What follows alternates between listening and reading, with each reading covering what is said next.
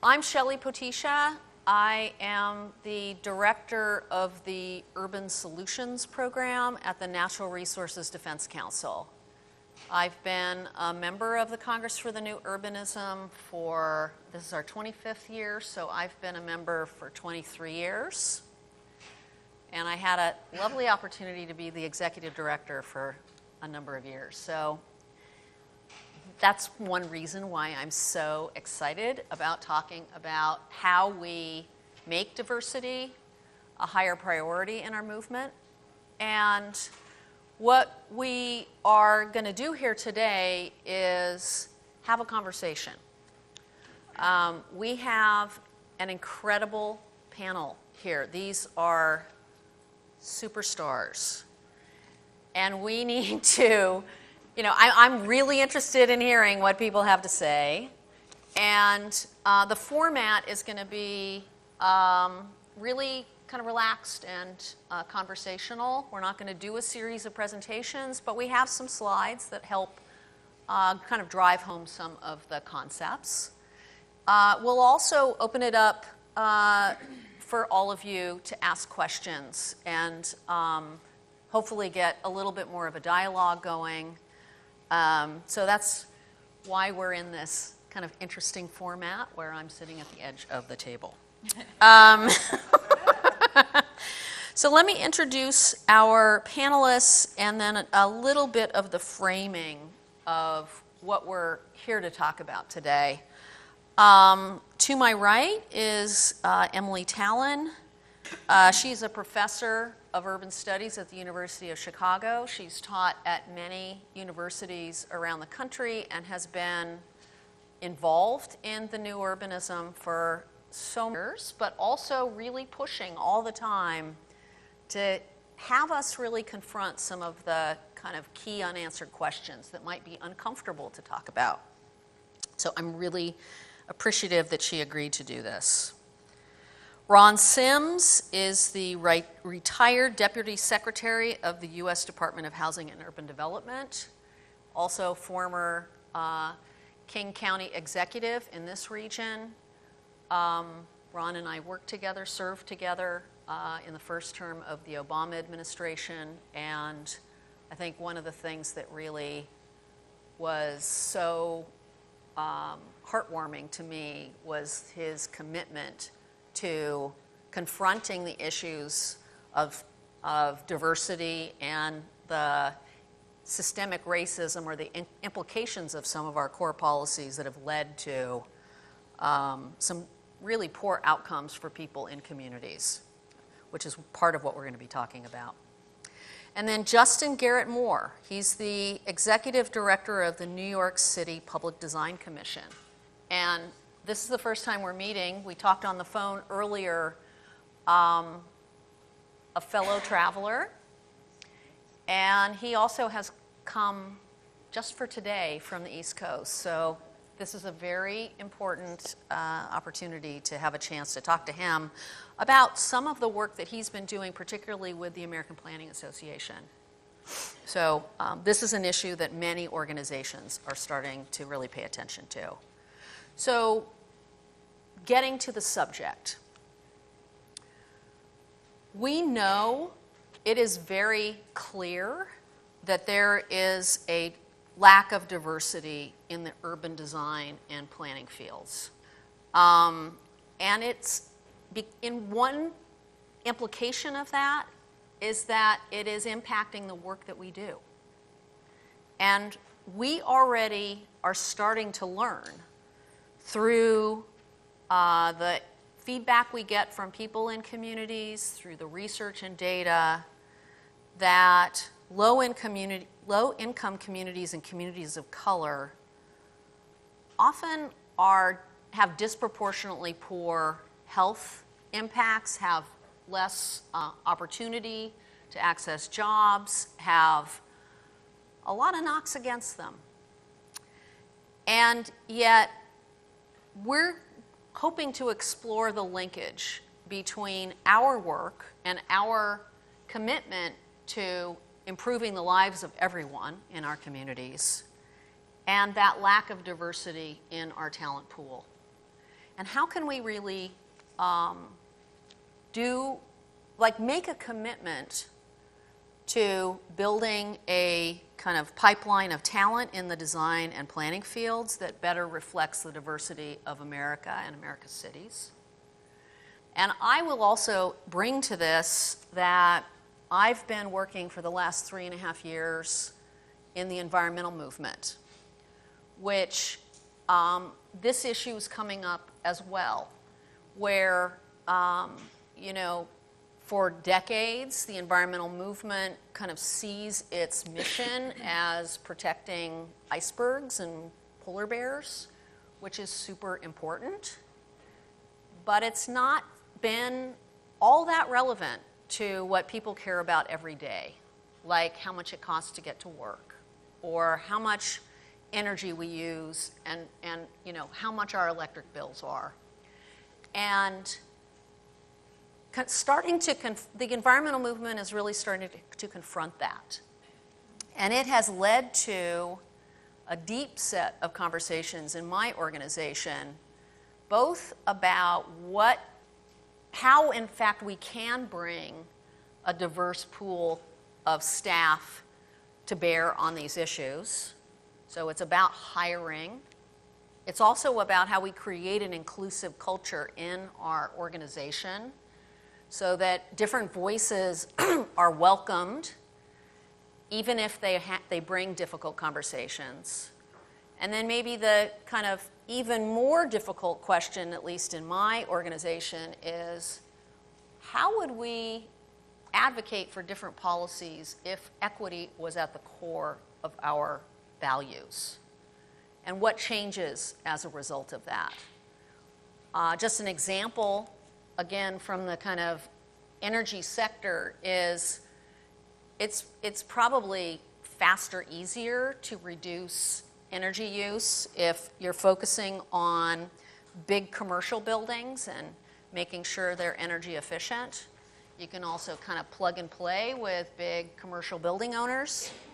But there's low-income households in America spend 4 times proportionally the amount of income on just heating and cooling their homes, than average households, and that's disproportionately people of color.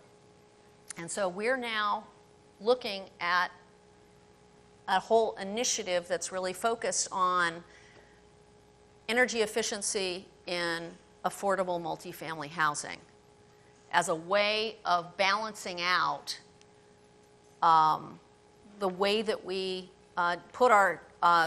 that we go out and advocate for policies so that it really does promote more equitable outcomes. It's not just about energy efficiency. So we'll continue to circle back to these issues of the connection between what's happening in communities, how we can do better as a community to build the perspectives and the understanding and awareness in our work, and what are some of the solutions to that. So what we talked about was kind of doing a series of rounds. And I wonder if we might start with you, Emily. Kind of how does this relate to the interests and concerns of CNU members? And what are some of the kind of history notes in this? And if you want to pull up your slide, whenever you're ready for that, you could do that, right? Okay, I have kind of a bummer slide, so I won't start with Okay, yeah. That's the bummer slide? No. I like the bummers. Possibly. It's a call to action. It's Is a call this to on? action. Is this on? Yes, it is. Okay. Well, first, I want to say thank you, Shelley, for that great introduction. I want to say that I've been coming to CNU a long time, and I have never seen so many sessions on the topic of diversity, affordability, inclusive, equity. Yay! Must be Seattle. Amazing. It's just amazing, and it's really, really great. because there's a lot of people out there involved in this diversity conversation, but there's nobody but the CNU, I think, that's really tying it to built environment. That's what we do. That's kind of, that's our thing, as you know. Just a couple of points I'll make. I do want to say that diversity is a word that can become very annoying. Like, it just gets thrown around. Same with equity, same with sustainability. So I think we do need to be careful. While I love all the focus and attention, we need to make sure we don't get diversity fatigue. And this happened when I was at Arizona State in sustainability. We had so many conversations about what is sustainability that people were just tuning out. Yeah. So let's try to do that. I have my own definition of things, and I don't know if I can get others to buy into it, but I think that when we're talking about diversity, it might be a good idea to sort of think of it in two streams. One is how to be more inclusive and diverse professionally, organizationally, and that, I think the focus there needs to be about people of color and having more diversity racially and ethnically. I think when we're talking about the built environment, it really is more about a focus on income diversity. And there's a lot of reasons for focusing on that, and I have a book on that topic. Well, there you go. Which you have to all Okay. go by. So anyway, and if we're talking about, and by the way, there's an old adage that neighborhoods can be racially and ethnically diverse or income diverse, but they are very rarely both of those things at the same time. And that is exactly how the data is playing out, and it's kind of a bummer, but I think maybe that's a reality to be dealt with. The other thing is, if you're talking about income diversity in the built environment, I think our conversations necessarily go to affordability, and that's why these things are getting all sort of intermixed together. But I don't disagree with that approach. So on the professional front, I'll just mention that I'm a planning educator. We have had discussions about how to make planning education, architecture education, more racially and ethnically diverse for a really long time. There's a whole literature. There are proposals about what to do, how to get more African American instructors, students, and I don't know what progress has been made. I'll only tell you that conversation's been going on a long time. So on the historical front, just quickly, I want to make the point that this conversation about on the built environment side, how to make the built environment both beautiful and high quality and inclusive and diverse and therefore affordable. That's been going on since the 19th century. And so I'm really glad we're keeping up the conversation here, but it is important to recognize that each generation, since the dawn of this profession we call urban design and urban planning, came on board in the late 19th century, that conversation has been going on. Ebenezer Howard was into it. Raymond Unwin in his book Town Planning was into it. The modernists came along in the 1930s. That was their agenda as well.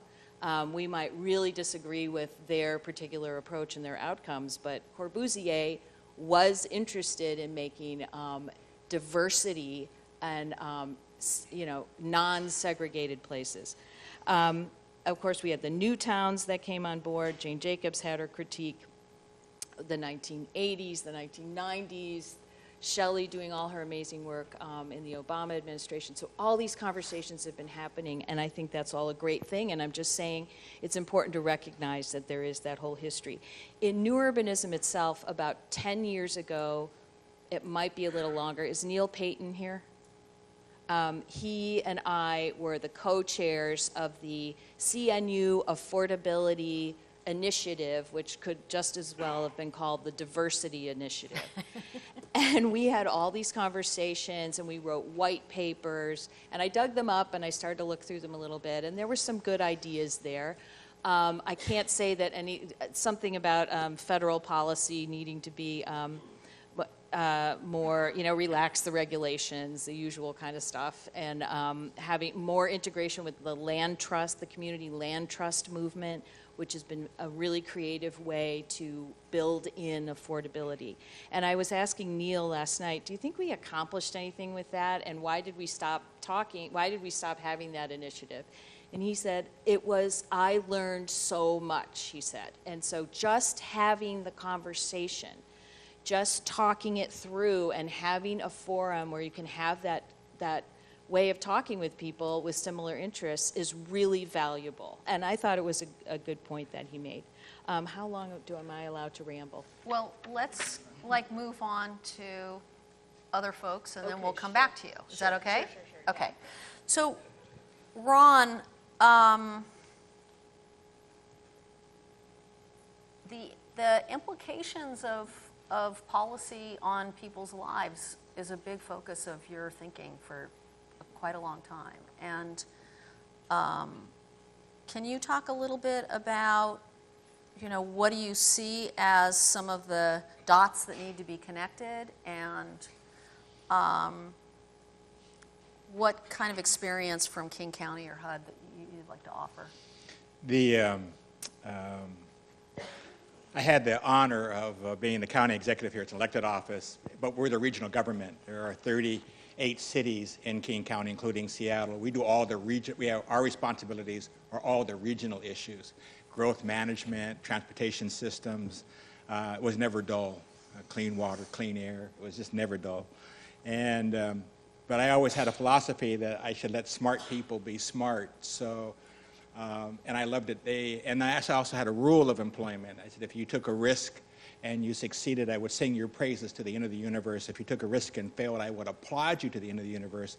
If you took no risk at all, I'd make it a very miserable work day. And the idea was to have people bubble up really good ideas, and they did. So I will tell you some issues that we worked through, and then an issue and all of them built up to some significant consequences. We were working with the University of British Columbia, and we had transportation planners, land use planners, and health planners that we gathered. And the issue is, could we predict the likelihood of a heart attack by commute time? It was very simple. And all of these were really superbly talented planners. They knew this stuff really well.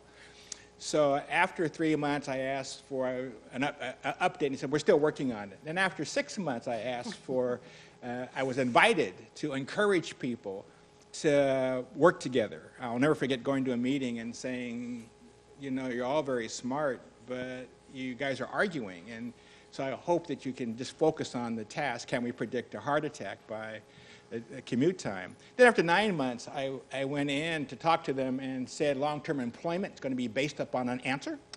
So that, and that is because they never got out of their silos. Health planners knew health. Transportation planners knew transportation. Land use knew land use. But they never, no matter how skilled they were used to talking to each other. At the end of their work, we got our first report, and it said if you're commuting for more than an hour of work a day, we can predict heart attacks and a lot of them were by age 72. Who was going to have a heart attack and who was not by age 72? And so as a result of that, because King County was also responsible for growth management, we began to tighten and reduce long-term commute and investment, and then augmented it by using public transportation over those distances. And there's still a lot of work to be done. So that was my first little tweak with looking at how urban areas should be developed. Later on, and much later, there was an African-American think tank in Washington, D.C. named the Joint Center. And they did a report on African Americans and said that young people, that 36% of African American males under the age of 30 would have nothing in common with America except their ultimate death. And so we were talking about this huge divide. I brought it back here, the report. I went back with my family and told my kids to go to the press conference they were having and then bring back only one piece of paper. And they brought back boxes of them. And so they had this wonderful man that I had the sheer luxury of working with. His name was Chandler Felt. He had a voice that I envied. Just this perfect, deeply resonant voice. So I gave Chandler this data and said, Chandler, can you look at all this data that was gathered by the Joint Center and let me know where that's occurring in Seattle? So I went back a couple of months later, because he was in my executive office. I said, Chandler, how are we doing? And he said, we're doing well. That's it. Now, I learned not to push smart people, because I know they're still thinking. So I went back after 6 months, and I said, things looking good? Things are looking great. But Chandler was diligent. He knew how to look at data and take data beyond what you would normally give him. So after 9 months, I said, Chandler, really, how are we doing here? And he said, in a couple of months, we'll have it done. And in a couple of months, they did. And we came out with a report. We looked at all of the jurisdictions in Seattle by zip code. And we found out that we could predict with absolute mathematical certainty life outcomes. How much they would earn, when they would die, likelihood of death, what they were likely to die of, whether they were going to be as juveniles, as school kids, where they would in fact be kicked out of school or not kicked out of school. It was just all of this life-determining data by zip code. When I went back to HUD, it was Shelley's task then to actually perfect the model, which he did incredibly well, which is to take it nationwide and look at every single jurisdiction. And when we finished at HUD, the report to the president was that there was no doubt at all that zip codes were not an address. They were life determinants. What influences that life determination was intriguing. When I came back here and retired, I decided to be a volunteer. It's easier to make mischief that way. And so I chaired the Dean's Committee at University of Washington School of Public Health. And I was asked to attend a meeting that they had with the science advisor to the Prime Minister of New Zealand. And not that I knew anything about genetics, because I did not. And I had no idea why I was going to this meeting, other than the fact that the dean of the school said I should go to the meeting. So I'm sitting there, and it was really interesting.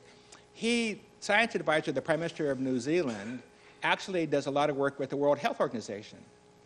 And he had an interesting thing to say that triggered an avalanche of issues. He asked me to stand up, which I kept thinking, why? And he said, have you ever been on a diet? And I was looking, yes. Have you ever failed? I mean, do you gain weight, lose weight? I mean, are you the yo-yo like everybody else in America is? I said, yes, so proud. I gain it and I lose it. And he says, when you see a starving baby, when you see a starving mother, what does the baby look like? And I said, emaciated. I said it with very confidence. He said, you are wrong. The baby's fat. It has collected a lot of what you would call in America bad fat cells, because it's in a storage mode. And he said, like you gain weight, lose weight, gain weight, lose weight, but every time you regain the weight, you regain a higher percentage of bad fat cells. That's what you call them. Because your body believes it goes from starvation to being full, and starvation to being full.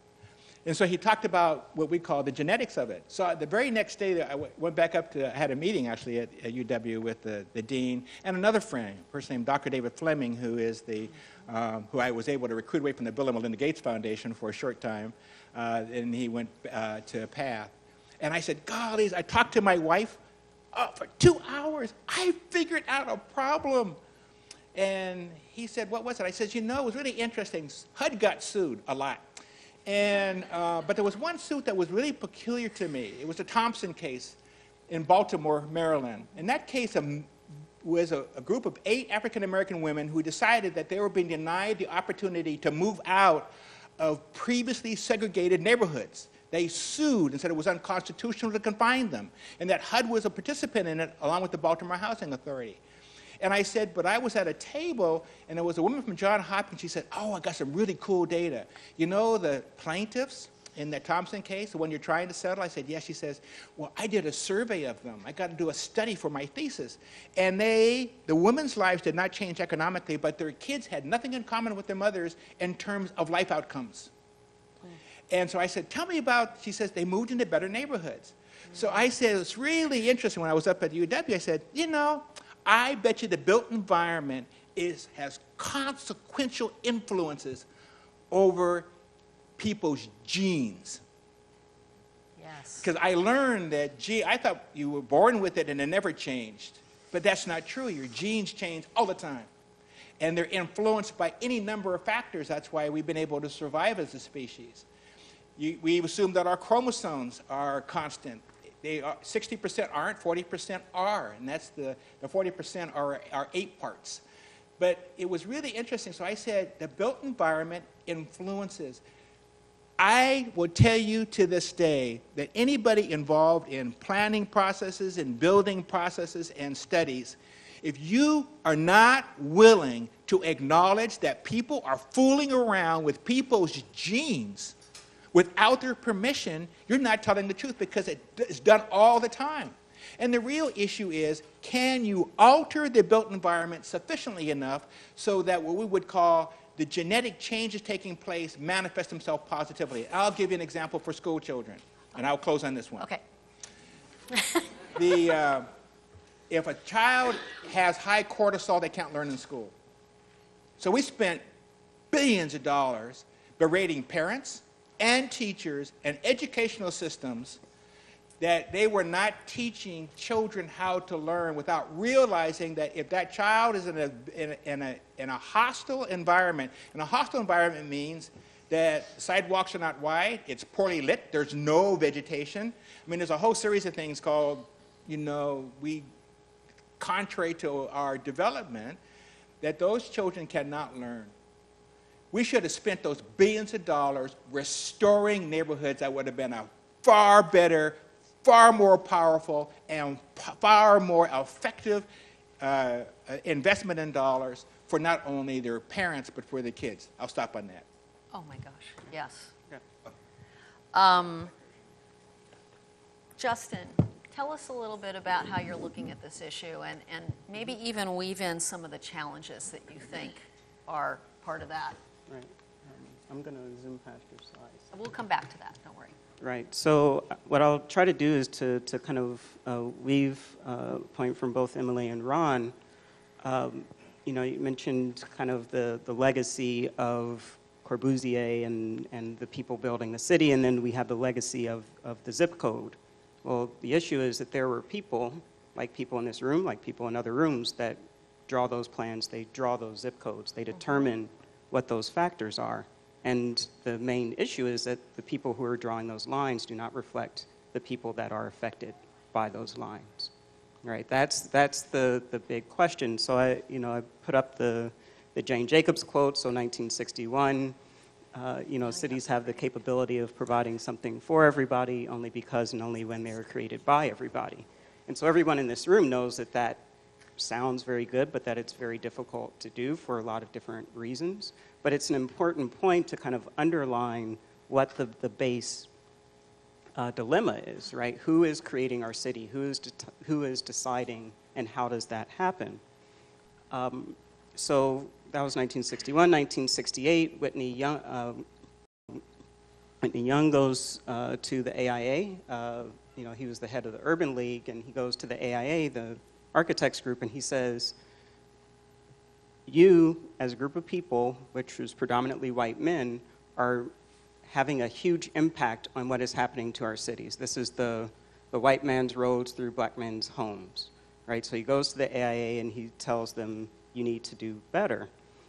Fast forward, it's 2017. Some of you probably have heard about what's going on with the AIA for a lot of different reasons, but the conversation that was started in 1968 has seen very little change and impact, right? So there's this arc of, we had an African-American president.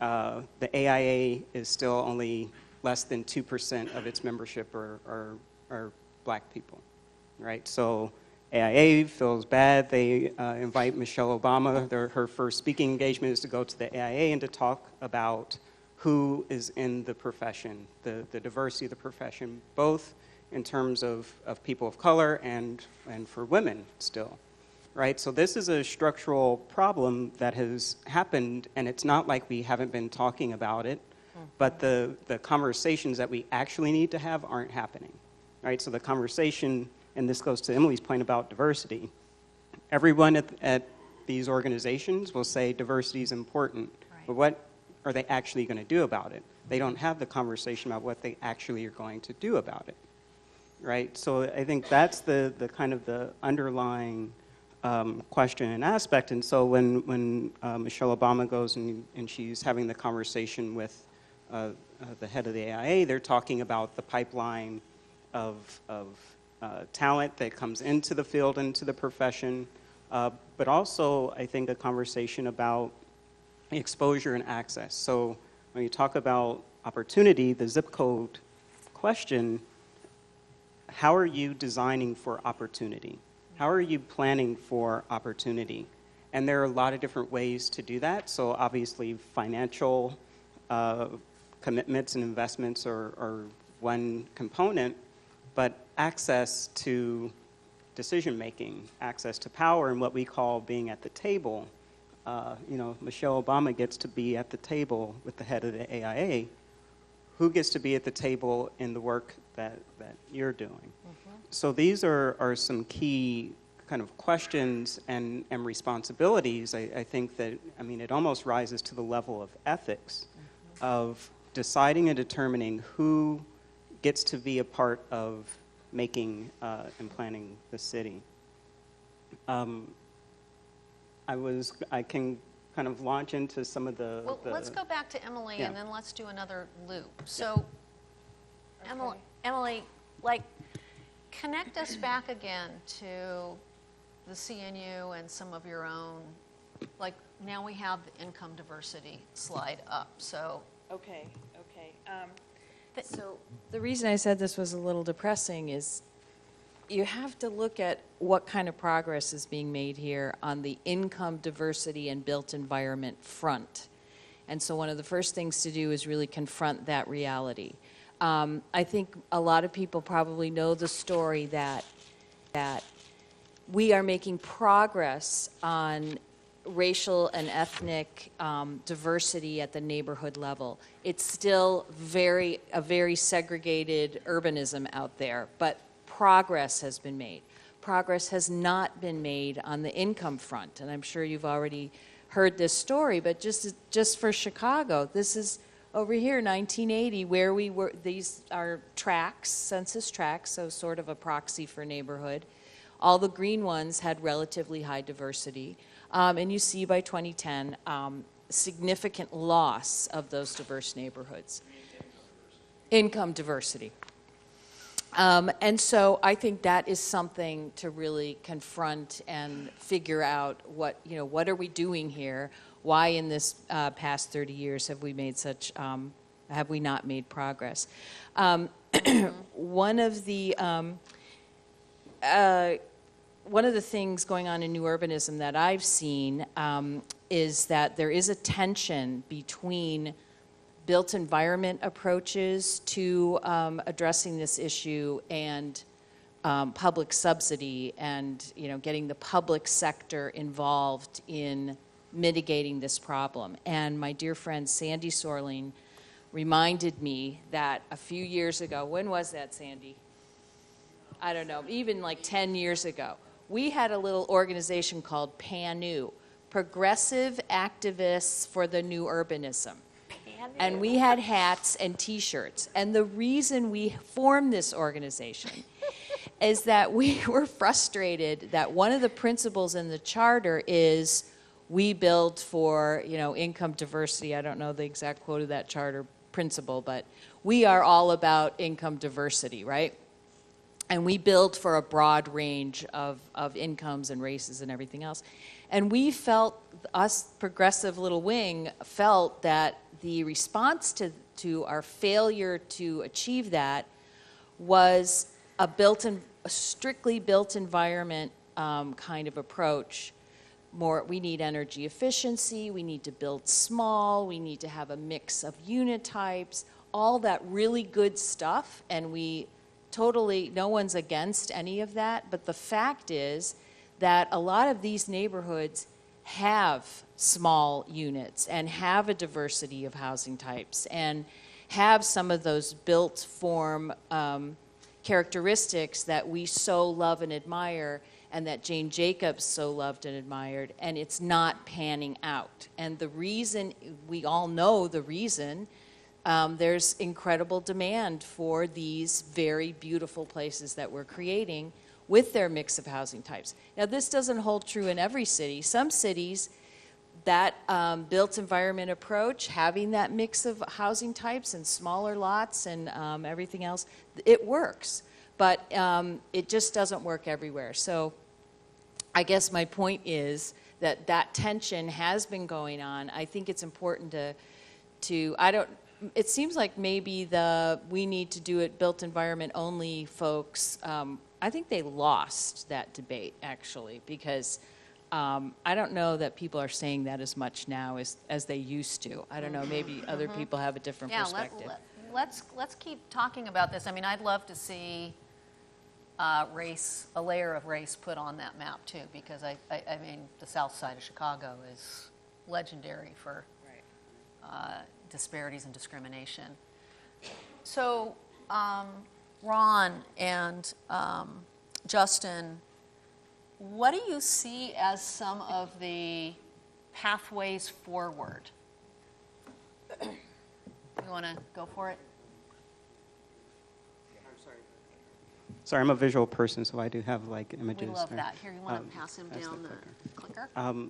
So, a couple points on the, this is the challenges again. I have data for like architects and planners, right? Who's shaping our built environment? So the conversation we often have is about spatial justice, and thinking about who are players in that. So there's obviously, capital, equity, money, that's a key piece of it, but there's regulators, there are practitioners that are involved. So I have two studies I was going to share here. One is the Inclusion in Architecture report. This was done by the J. Max Bond Center at City College.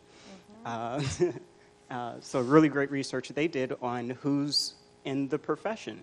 106,000 architects in the U.S., only 15% women, for example. So if we're planning for everybody, for people, which women happen to be the majority, that seems like a question mark, right? In cities, very often a lot of work gets built in cities. The diversity of cities is great. The percentage of African American and Latino together is less than 10% of the profession, so question mark, right? In urban planning, same issue. This is a report called Elephant in the Planning Room from New York. So this is a study of the New York metro region planning context. So this is a place that's very diverse and relatively progressive. Imagine what the numbers are like for the U.S. But the diversity of New York region: 45% white, 18% African American, 10% Asian, 24% Latino. This is who's planning for that region. 71% white. Right, so the disparity shows up in the field itself, with relatively low number of African American and Latino people that are involved in the planning process. And how does that happen? This slide is the most telling one. All the different ways that planning and design happens, right? There's different agencies and there are different modes. So we have our traditional sectors, right? The private sector, public sector, nonprofit sector. The private sector is obviously connected to real estate and money, and look at how tiny these elephants are. I know. Look at that. The majority of the work that is connected to capital, that's connected to power and decision making, there is a minuscule number of people that are at the table and involved in that process. So the first thing that we have to do as a way forward is to kind of acknowledge this kind of disparity. So there's the overall aggregate numbers, let's increase what's happening, but the important thing is to look at where decisions are made and where things are happening. You know, public sector, things are a little better, and then nonprofit sector obviously has the best because that's where you see a lot of advocacy organizations. Won't get into it, but obviously the people that are in the private sector side tend to be better compensated, have more professional development opportunities, have better access to grow and gain power and influence in their craft as a profession. The people working in the nonprofits tend to not have those same opportunities. So there is a structural problem here for who has access to even the tools, the information, and the access to plan for their communities.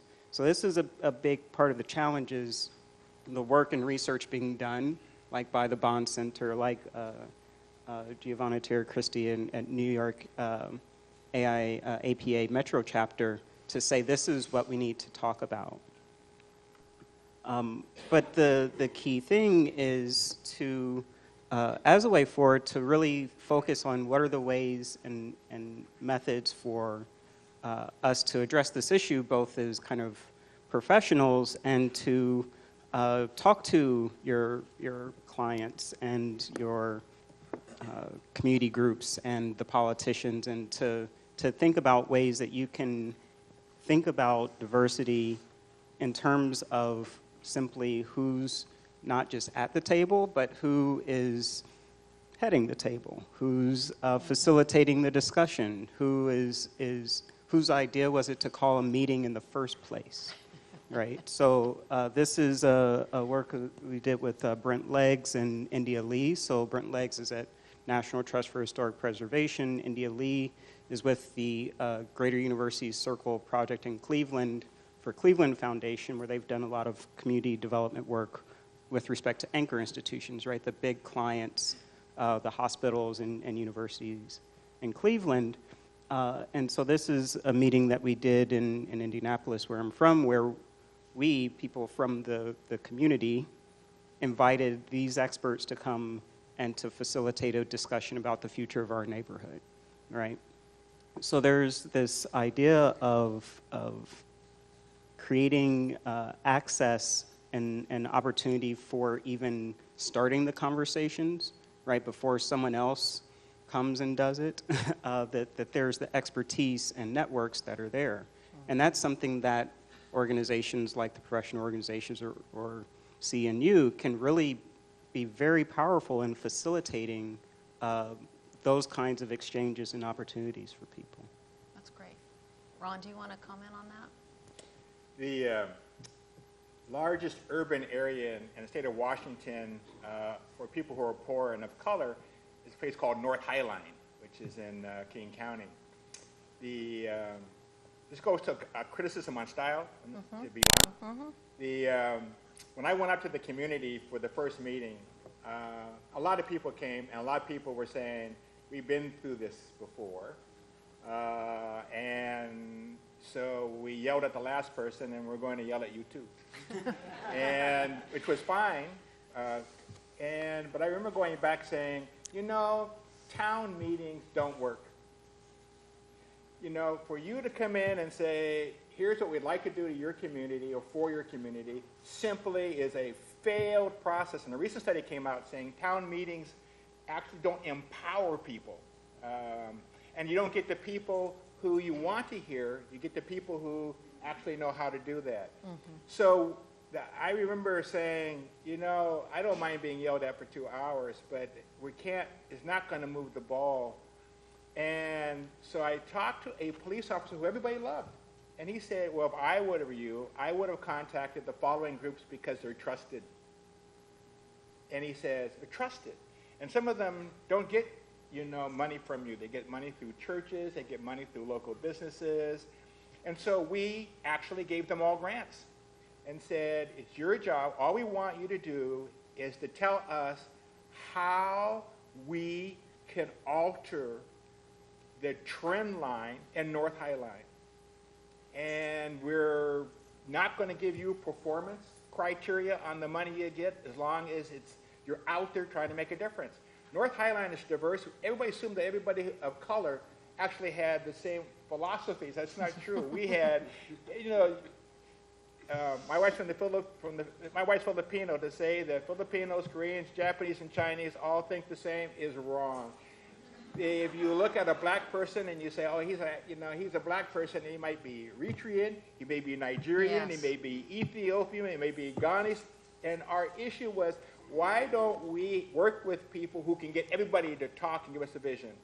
So part of my issue on what we do wrong on our processes is we don't have a process that listens very well to a community, because if you're not from it and not familiar with whole issues of racial makeup and economic makeup, you assume that the people you're talking to are the right spokespersons, and they're not, because we have a bad habit of not getting people who do have voice to the table. And then as a result, we have problem after problem, delay after delay. The meetings get smaller and smaller and smaller, and people walk away saying, we told you so, you didn't care. And the answer is we didn't, because we didn't take the time to figure out who the voices should be. That's really good. We could open it up for questions now, or we could, do you want to add something at the end? Yeah, or to sort of pull us together. I know you have a couple more slides. So, a couple more points. So, I started with the Michelle Obama question, which was about pipeline. Upper left is an image from the South Bronx in 1990. I had a mentor that worked way back with young people doing these kind of workshops with, blocks and things to design their cities. And she used to say that once people know how important their environment is, they can make it better.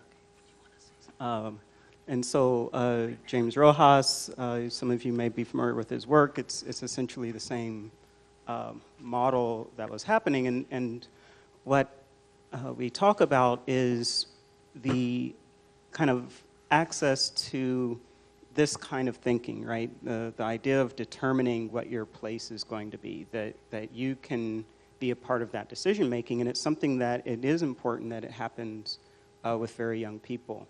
I'm the head of the city's design commission, African American male, basically a unicorn. How I got into this field is that when I was in high school, I'm from the inner city that everyone talks about. My high school was 97% black. The superintendent at the time had a program that anyone that had a contract with the public school system over a certain dollar amount had to hire students from that school. So when I was freshman in high school, our school had all kind of problems. Our science labs were from like the 70s, but we were getting a $5 million gymnasium for some reason. So there's an architecture firm, and they had to hire me. Right? When I was 14 years old, I was working in an architecture firm every summer, 40 hours a week. So that, that's an opportunity that was created by somebody making a decision. That firm, I was probably paid, $1,500, $2,000 over the course of the summer, but that's very minuscule for that firm, right, for the huge contract they were getting. But that's what provides the opportunity. More people need to do and think like that, right? It doesn't cost a lot to create some opportunities for people. The second kind of point was, and this is kind of bridging to some of the work going on in Chicago. Theaster Gates, some of you are probably familiar with his work, where he essentially creates different ways and modes of people getting involved with how their places change. So the Jane Jacobs quote at the beginning, right? People creating their city, what does that mean? What does that look like? It's not always a town hall meeting, planning consultants and an EIS and whatever kind of process. It might be dinners at a vacant house that you transformed. Or it might be simply creating spaces. for different interaction that is valuable to people. So I just wanted to leave with that point that kind of being creative and imaginative about the types of tools that you use to create opportunities for diversity and engagement are very important. That could be a $2,000 fund out of the firm that you have to hire a young person from the community you're working in for the summer, or that could be creating a different type of space for community interaction. That's really great. That's really good. I'm asking Emily to kind of bring us back to CNU a little bit, and then we're going to open it up for a few minutes of questions. Yeah, okay, just a few thoughts I had about what it is CNU could be doing to kind of, well, these are my proposals. I would like diversity to be our meta principle, and I think it already kind of is, but I think we can go ahead and just own that and grab that and move forward with that. I think that means that we need to keep measuring, engaging, and figuring out what our successes and failures have been on this front and really, really understanding where we are with it. I would like us to have more targeted definitions. I would like us to not be afraid of really clarifying what we mean when we say diversity and equity and inclusiveness and affordability and all these things that we know work together. I think that we can go ahead and just kind of have more clarity in this discussion. I would like us to take on Jane Jacobs. Now, I know that she is the patron saint of everything we do, but her prescriptions for diversity, which she said was the meta principle, they have not panned out. And I think we need to do more hard look at what's going on here and why is Greenwich Village one of the most non-diverse places there is in terms of income and probably racial and ethnic diversity as well.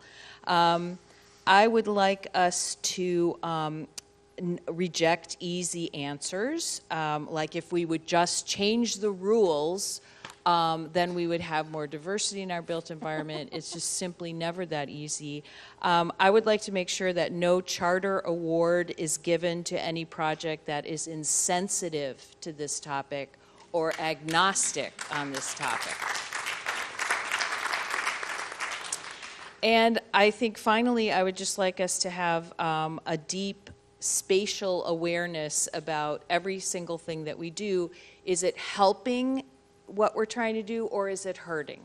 And so discussions about whether or not gentrification is good or bad are meaningless unless you're really talking about a specific place. And we all know gentrification is great in some areas and terrible in other areas. And we need to really kind of understand those spatial dynamics. Excellent.